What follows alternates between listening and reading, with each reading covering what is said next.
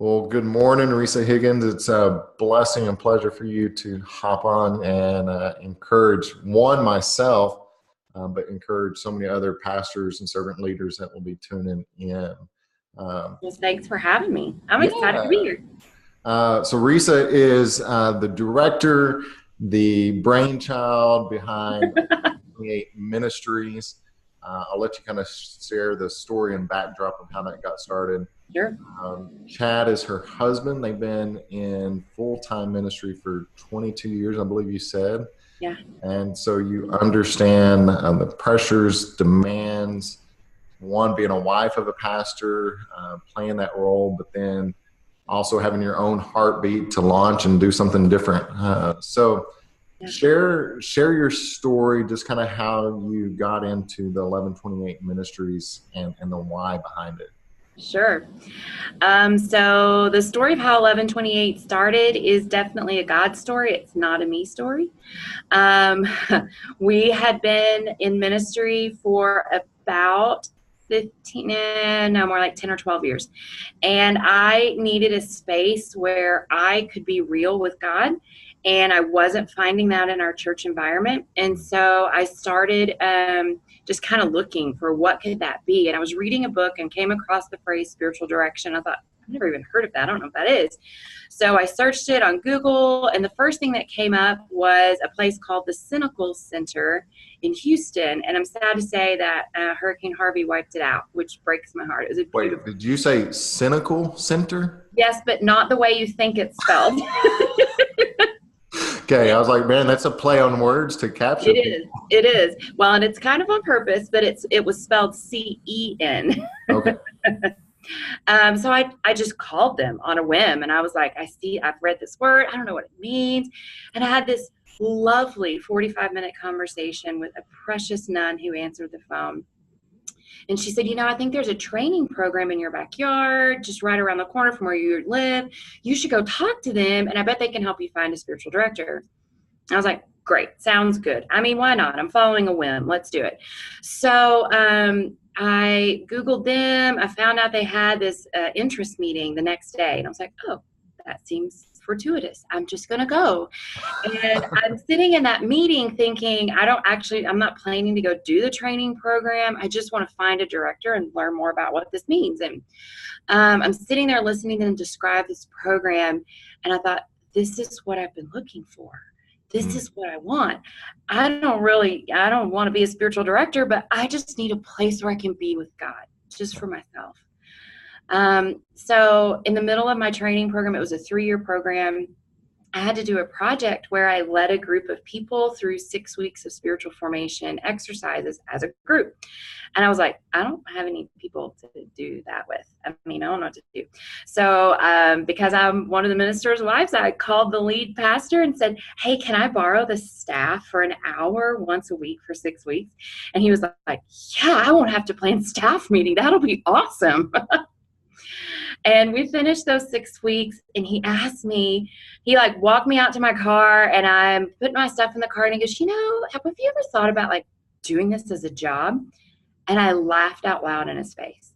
I was just cracking up. I was like, of course not. No, this is just an assignment I have to do. And he goes, well, I'm actually serious. So that's how 1128 started. That was a little over 7 years ago. I guess we're 7.5 years ago now. Wow. We started focused on the staff at Highland Oaks, which in Dallas, which is where my husband and I have been for the last 15 years. And as our ministers started talking to their friends about this thing that they were getting to experience, friends outside of Highland Oaks said, can we get in on that? How does that work? So now 1128 serves ministers, pastors, missionaries, elders, deacons, their spouses, all over the world. We serve people as far away as China and as close as my next door neighbors in Dallas. It's a gift that I get to share this love of mine, to be a place where ministers can be safe to talk about their own spiritual journeys. And just like I had that space of I need to be with God just for myself. before I can go back and be with the church. I find that so many ministers say, I need that too. Well, I won't forget, I guess when I invited you up to High Point, Yeah. you led the staff, the administrative staff, the ministers on a spiritual journey. I guess you were there for a couple hours, and it was the most beautiful, freeing thing, but it can feel weird. It can feel awkward, and people aren't really sure how to respond and what to do with it afterwards, right? Yep. So how have you begin to like lean into those spaces of people, one, realize that they need it, but two, like, how do you develop that ongoing sense of like, no, you really need this more than just a one-off type of deal? Absolutely. So I meet with people one-on-one. That's the majority of the work that I do is one-on-ones.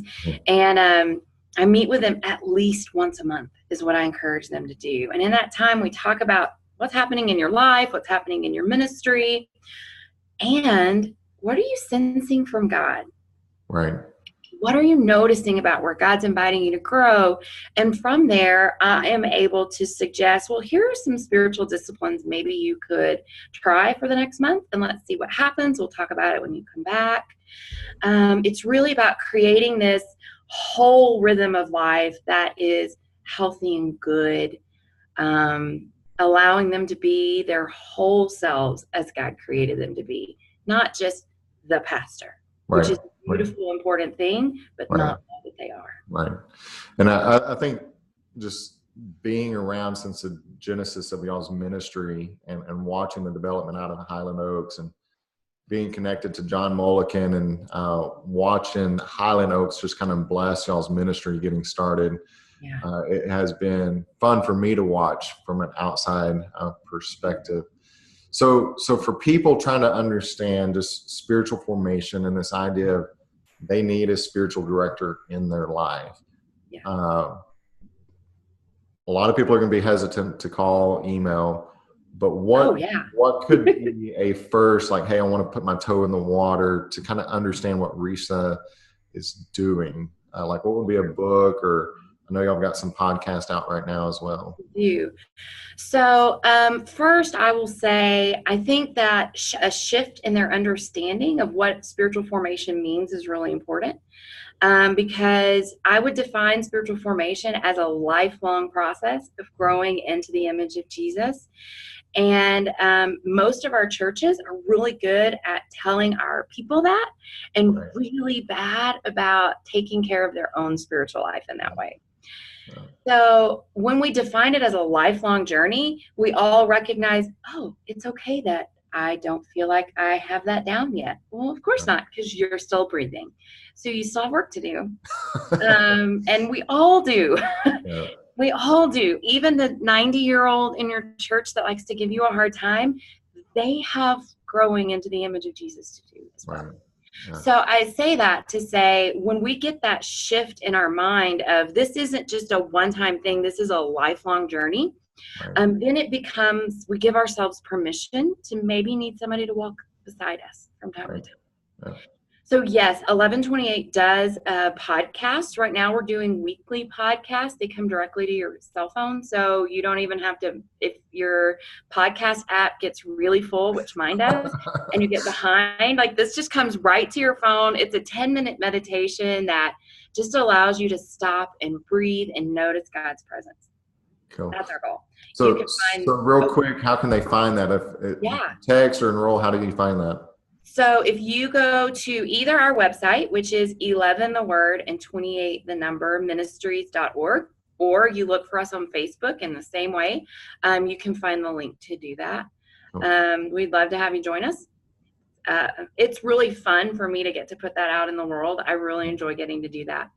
If you're looking for books that kind of explain this, what are we talking about thing, in the evangelical world, Ruth Haley Barton is my favorite author. She does a great job of translating. These are ancient practices. None of this is new. It's been around for a long time. And Ruth does a great job of translating it into language that we Protestant evangelicals can understand. Right. Right. So her Sacred Rhythms and Strengthening the Soul of Your Leadership. Those are two different books. Both of them are excellent. I also really like James Bryan Smith's Good and Beautiful God. It's a whole series, but Good and Beautiful God, I think, is his best one. And it's really good at helping people understand. Well, and I think it's important just for me to express, like in my own journey, how often I would read these books and it sounds good, and I'd listen to podcasts and I'd go to conferences, but my life did not start shifting and turning until I started reaching out for help. Yeah. Right? Because so many pastors and ministry leaders are internalizing and processing so many different things as they read a book or as they listen to a podcast. But man, I cannot express enough to like reach out for help to someone, even if it's not myself. You guys find someone to begin to verbalize what's going on in your head. Yes. I think one of the hazards of being a pastor is everything that we read or learn, we think, oh, how am I going to teach this? How am I going to use this for other people? And we use that as a shield to keep it away from, this could really change my life, and I'm not sure I will.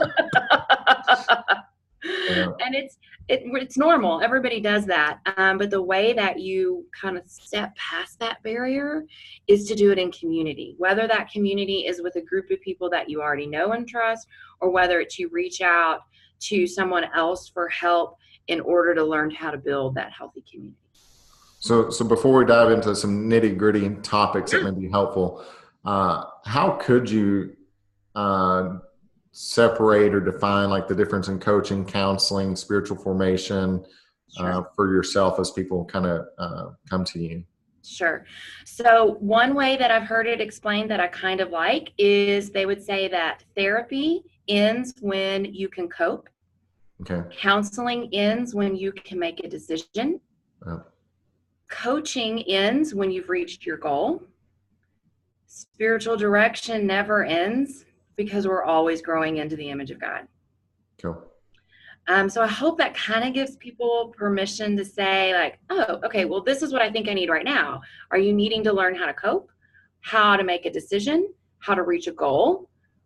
Or is this different? Is this more of a lifelong thing that you're working toward? Right. So that would be one way that I would explain it. Does that help any? Yes. Thank you. Good. Okay. Thank you. So what are you noticing just in terms of, I know right now you're up in Colorado at a youth pastors convention, I guess NCYM for people that I don't know what that is, the National Conference of Youth Ministers, primarily for Churches of Christ, restoration, disciple making churches per se. But what are you noticing as you're kind of connected? I saw the other day that Trey was up in New York, right? You guys are connected to many different traditions and heritages out there, but I think we all share a similar story. So what are you noticing just in some of the trends right now? So one of the things that we do every year at 1128 is I sit down and try to notice what are the themes over this last year that are showing up, because that's going to shape the messaging that we use in the year to come. And the two themes that were pretty overt throughout 2018 across ages, denominations, location, like all of it. Here are the two themes. One, as a pastor, I am so lonely. No one knows my real life. No one knows how isolated I feel. The second one is that my church puts me up on a spiritual pedestal, and I can't tell anybody that I don't think I belong up there. My spiritual life is dry or distant or cracking around the edges, and I don't know what to do about it because there's nobody that I can trust to tell about it. Those are the two themes that are pretty overt over the last year. The loneliness theme, that's actually been prevalent all 7 years that I've been doing this work. Right. So let's dive into the loneliness. What are some of the driving factors behind that, as we talk about pastors? And I think just for a blanket statement, I think sometimes pastors, we feel like our job is different than the corporate world or another world, because the reality is everybody's feeling lonely. Absolutely. I think what's difficult or unique about pastors is that it's our entire life. It's our friendship circles, it's our spiritual formation. It's emotional support. It's everything. Yeah. So like, how does that connect to this idea of loneliness? I think it feeds this concept of isolation for a pastor, because it feels like then there's nowhere I can be my real self. Right. If being in ministry means that all my friends are connected to church and all my kids' friends are connected to church, and I coach, church kids in basketball or little league or whatever, like, there is nowhere that I can be honest about my life. I have to be the pastor in all of those situations. That's incredibly isolating experience, but more than isolating, it is also, it's shrinking someone down to this one box that they have to continue to live in. And that is not how humans are made. We're complex. And we have a lot of different pieces of ourselves that I believe our journey as humans growing into the image of Christ is to bring all those pieces together. And if you're forever locked into this one part, all those other pieces get disconnected. Yeah. So what's your encouragement there, being with the youth pastors right now, thinking through that, especially, some of the first year youth ministers? Yeah. Let's be honest, a lot of them aren't going to make it to year 3. No, they're not. Some of them will make it to year 15, but if I'm maybe this is too crass, but most of them won't be lifelong ministers. So what's your encouragement to them, just getting started out of the gate? It's interesting being here at a conference like this. I'm listening for what themes are kind of showing up, and the theme of connection is huge here as well. And I am encouraging, and I'm hearing other presenters constantly encouraging, find your people. If your people are the ones that you were in college with, then talk about now, how are you going to stay connected? And you're not just going to stay connected for fun, although that's really important to have people you can have fun with. But also, how are you going to stay connected in talking about spiritual matters? How are you going to stay connected in talking about, man, this is where it's hard right now. Maybe it's in my marriage, or maybe it's in parenting, or maybe it's in ministry. Like, who can you be real with? And how are you going to protect those relationships? Recognize from the beginning, it is not going to be easy to keep those relationships together. You're all going to shift and grow and change. But if those are your people, stick with your people. That theme is huge right now. I'm also hearing, if you will trust just a few of the people in your church, some of them actually do want to know who you really are. Yes. They really do. And they are safe people. Now, you've got to be discerning to be able to recognize those people. And you might get hurt. That's part of the risk of it all. But it's worth the risk. Find the people who you can trust. And so what do you mean by safety? I think I know what you mean, but for people who are trying to discern what safe people look like in the context of ministry, what does that look like? So I define that kind of safety with 3 kind of parameters. And one is that everything you say is confidential. Like, you can trust them to hold your story to themselves unless you give them permission otherwise. The second is that they aren't seeking to have control or authority over you. They want to truly be in a mutual relationship. And the third is that you both, or all, if there's more than 2 involved, trust the Spirit to be in charge. Those are the 3 ways that I would define that. Wow.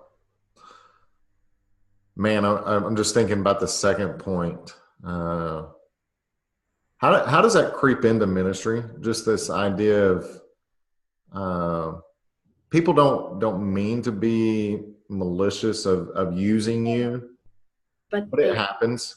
yeah, yeah. So, I mean, it happens in so many different ways. And one of the things I encourage, especially these young ministers, to be thinking about is if you find yourself in a place where you feel like that's happening, can you tell the person that's how it feels? Can you have that conversation? If you can, they're a safe person. If you think, they're going to blow my job up, they might not be a safe person. So let's think about that. And let's consider carefully how you're going to move forward with that. I think it's really hard. It's super hard for young beginning pastors to be able to recognize those dynamics at play, because you do want to do a good job. You want people to like you. You want them to feel like you are connected to them. And it's really hard to differentiate that between I'm doing my job as God has called me to and as the church has given me a job description from these people are like actually manipulating and controlling me. It's a tension, and it takes some wisdom to recognize. And personally, I think it takes an outside voice to help you see it. Yes. Well, and the reality is so many ministers and pastors, speaking for myself, you have people pleasing tendencies, and you got in this because you want to help people. Absolutely. But there is a level of discernment involved. So there is. And I want to say, people might get real tired of this by the time we get done talking, but you can't always do that for yourself. No. And I don't think you're supposed to. No. I don't think God designed us to walk this road isolated. That's not how it's meant to be. We are not meant to be self-sufficient. No. We are meant to be in community. Yep. So we'll come back to some of your tips and tricks for that here in a second. Some boundaries and ideas. But let's talk about the second component of the guy on the platform, or the lady on the platform, or even the children's minister who's rarely seen, working like crazy. There's two different tensions. Is one is that this person feels a certain way, which you described, but there's also the other tension. Us as parishioners, whatever your faith tradition calls it, people sitting in the pew, put us up on pedestals. Yeah. So let's talk about those two, just in the stories that we tell ourselves, but also the story that people are projecting onto us as well. Yeah. So yes, I hear from ministers, pastors, and every position in the church that they are put on this spiritual pedestal, and they're supposed to be the person who knows how to be a godly parent or a godly spouse, or if you need somebody to pray for you, this is the person to call. And none of that is bad. None of that perception is bad.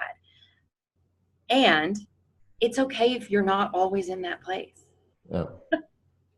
I think we have misconstrued this idea that being a godly whatever we want to attach that to means you have all the answers. Right. No, it means you're doing your very best to be formed into the image of Jesus as you do this thing in front of you. And sometimes you're going to do it better than others. And that's about this. I'm trusting again. It comes down to trust again, that I can be who I really am, which is a disciple who is trying to grow. So what do you tell? There'll probably be very few people that watch this that are the people sitting in the pew, but like, what's your encouragement to them? I encourage them to ask their pastors questions like, how is it with your soul right now? Or where is God inviting you to grow? Have conversations with them that are not always taking, but that you are sometimes giving as well. That you are giving them the opportunity to be honest with you. And as a parishioner, you're going to grow from that conversation, but you're also going to say, I recognize that we're both travelers on this road. So how are you doing on it? What's happening in your life? That's one of the things I really encourage parishioners to do. They don't love that answer, but I still think it's helpful. Well, those are courageous conversations, right? They Uh, are. Yeah, I think they're deeper conversations than we're used to having. oh, It absolutely. requires some vulnerability on both sides No, that we're not super comfortable with. right. Well, and I don't know how it is for Highland Oaks, but I mean, just in general, this North Dallas area, we're going at frantic paces, All the time. and church to a large degree is this 1 hour event for many people. Hi, hi, hi, hi, and we're just going. Yeah. And I might see you next week, but more than likely, probably not, because the average attendance for a core member now is like 1.7. Mm-hmm. Uh, so, man, these are hard, difficult things to press into, but I think it goes back Yeah, to the idea of loneliness, right? it does. It's connected. Pastors feel lonely, but man, our people feel lonely too. Yeah. And they're working 60 hours a week and driving kids everywhere. Yes. Um, and so it's a mad cycle, actually. It Um, is. And I think it takes a lot of courage to say, this cycle is killing me. yes. I can't live it and be healthy and whole. Yeah. So, could we talk about how to do it different? Because I don't know. Yeah. Like, it takes a lot of courage to be the person to say that. So let's talk about that. That's the courage, Mm-hmm. the boundaries that's needed. Once somebody begins this self awareness of like, this is not working. I'm Right. not okay. My marriage is not okay. My kids are not okay. Just going down the list, right? What does that look like, and how do you help people be formed in that way? Okay, so the following is a tip trick. So if it's okay to kind of jump into that, I'll tell you that I was taught by Suzanne Uh, and Joe Stabile have been in ministry for a long time, and this is the way they learned to divide up their time when they had kids and were young and in ministry.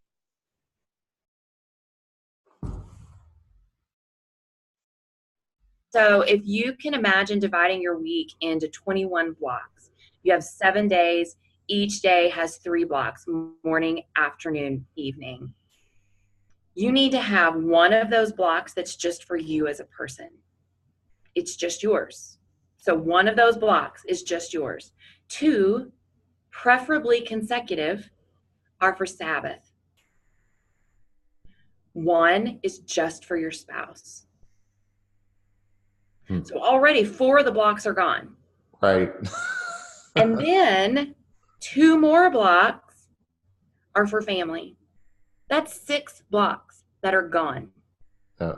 Work can have the rest, but it can't have any more. And if you have to switch, because we know in ministry, somebody's in the hospital and it's an emergency or there's a funeral, and you say, well, man, I had this block set, then you have to switch it out in real time. You Yeah. have to say, okay, if this was a family block and I'm giving it to church, then where am I taking that back?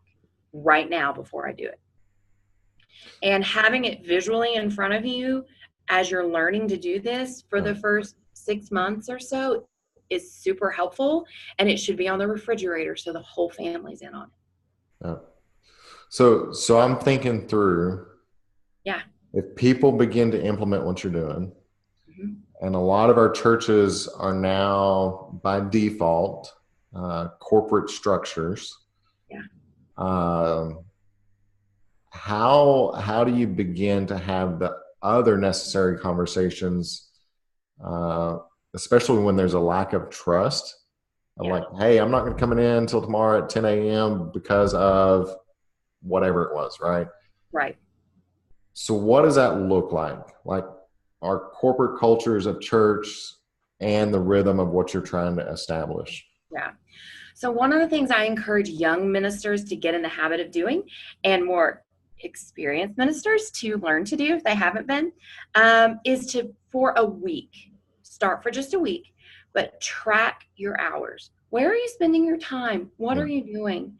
And when you look at those numbers, if they are over 50, if you work more than 50 hours in a week, this is not good. Yeah. It is not healthy, and it is not right. Yeah. Take that proof with you when you go to talk to leadership and say, here's what I'm noticing. you can expect that your leadership is going to say, well, I work 60 hours a week every week. And you can say, that may be true, but I don't think that's what God intended for us to do. You can be their pastor too in that moment. Right. So then show them the system that we talked about, the 21 blocks, and say, I really want to try this with my family for the next 6 months. I think that it will increase our longevity here and our general well-being. Would you allow us to experiment for 6 months? I promise to continue keeping my hours so you see that I'm working, but it might look a little bit different. Can we be partners in this? That takes a ton of courage, but you have a plan. You're not just coming in and saying, right. I'm exhausted, I'm working too much, I don't know what to do. You have a plan, and you're willing to execute the plan. Leadership, especially corporate structure, likes a plan. Yes. Yeah. Visually. Yes. Yeah. It's super helpful. Well, and you bring up a good point. The leaders in the room who are volunteering their time to serve in whatever capacity that may be, there's that pushback.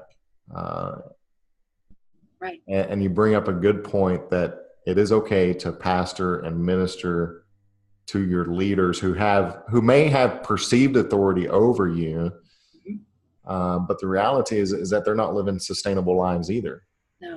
No, they're not.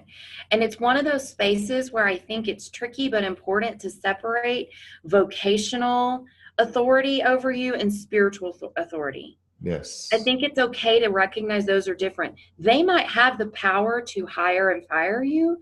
They do not have the spiritual call on their life that you have. Their call is different.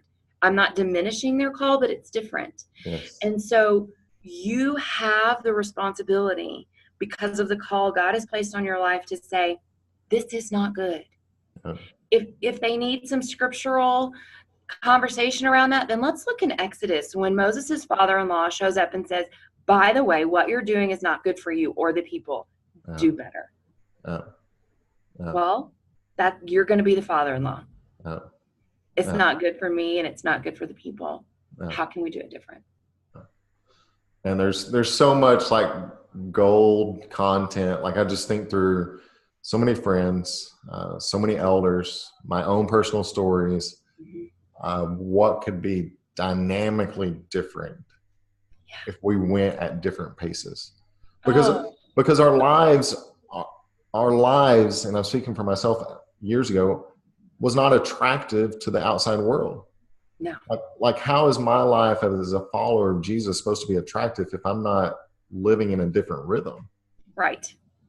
But yet we've bought into this lie that if we structure our churches like corporations, then something about it's going to grow. Like I don't get it. I think it's because okay, we're gonna go off in the weeds. You can stop me at any point. Okay. But I think that the church has learned to see the world in a binary way. We say, well, it either has to be this or this. And we say this way we were isn't working, so it has to be this other way, which is corporate. Because obviously in a capitalistic society, corporate is thriving. So that's what we should be. And the truth is, I think as Jesus followers, there's actually a third way that we haven't sat still long enough to look for. And if we would stop and pray and be centered in God's presence, we might actually find a new, creative, third way to live life and to structure our churches. So what is that structure beginning to look like now that you've been with Highland Oaks for 7 years? Chad's been there 15 years. And please don't hear our conversation at this point saying this is your how you make decisions for your church, because I think every church has a different context decision to make. Absolutely. But what are some of these rhythms beginning to look like now that experience and time and habits take time to put in place? They take a lot of time to put in place. And so that's one of the things I want to say is, we're 7 years into this experiment at Highland Oaks. So if you're watching this and you're like, all right, I'm going to go change my church tomorrow. Well, maybe you start with changing you and you rest in the fact that the Spirit is going to do all the transforming work, and you're just trying to be present to it and see what happens. And then let's talk about the church. So, the structure of Highland Oaks is different than a lot of other churches of Christ. And so I have to start there because our polity model is just different, and it was before I ever got there. And so that's actually really helpful. We have a pretty healthy structure in the way that our elders and ministers work together. And that is that the elders have hire and fire power over just the senior minister, and the staff is all under the senior minister. The reason that's really good for Highland Oaks is because we have the right lead pastor in place right now. He's a good man who loves the church, and he loves his staff, and he will put himself on that line in between the two should it be necessary. But he's also building relationship all the time on both sides of that. He has dedicated himself to spending time with our shepherds, knowing them as people and inviting them to know him as a person, not just as a pastor.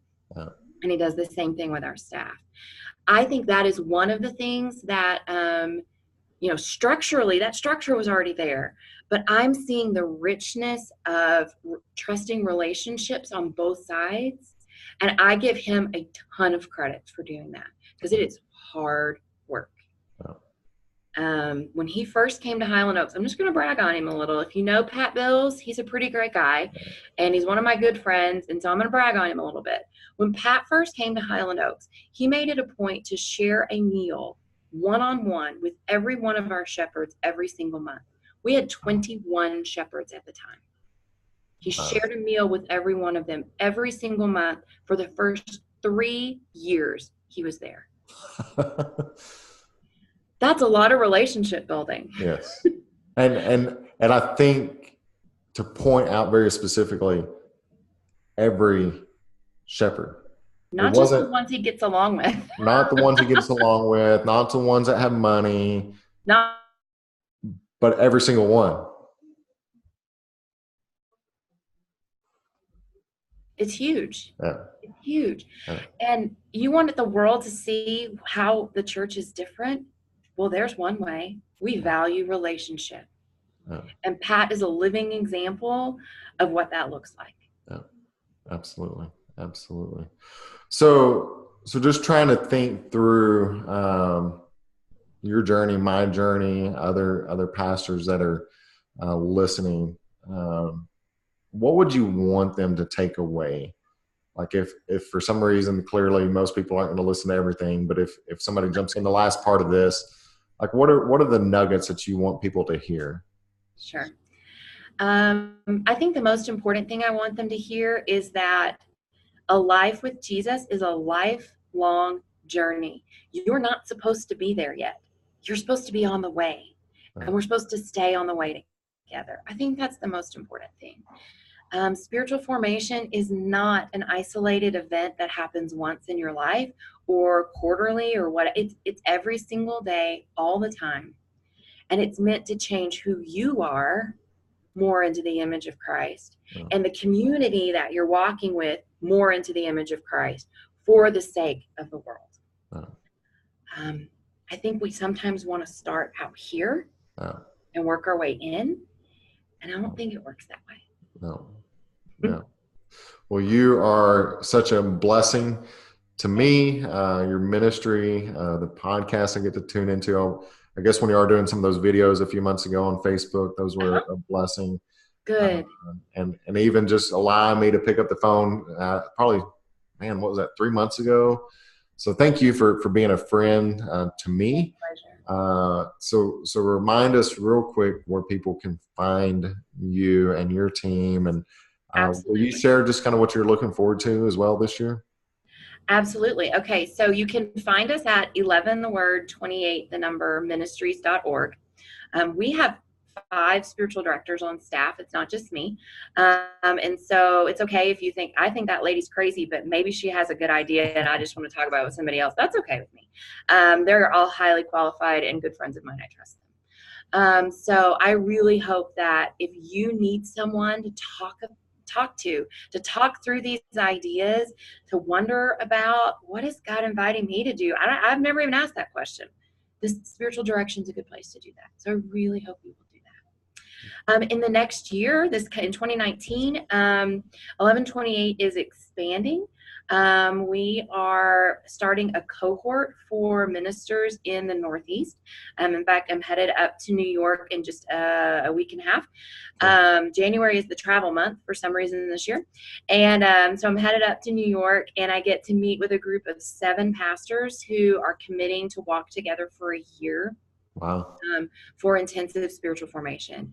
I cannot wait to be in the room with them. We would love to start those kinds of cohorts anywhere. Yeah. So if that's something that's interesting to you, let's talk about it. Please contact us. Let's find a way. That's really the big thing that's on our plate. The second thing I'll tell you about is we have been invited to be a part of the Missio Alliance conference in March. And we're super excited about that partnership and about space to talk about how does this apply across Christendom? That right. Word is sticking in my mouth today. I haven't had enough coffee. So what does that look like as we have this dream of what the kingdom could be? So I'm really excited about that opportunity. Cool. Well, thank you so much for making time this morning, and blessings on the rest of the day in Colorado. Thank you so much for this space. It's been a joy to get to talk to you.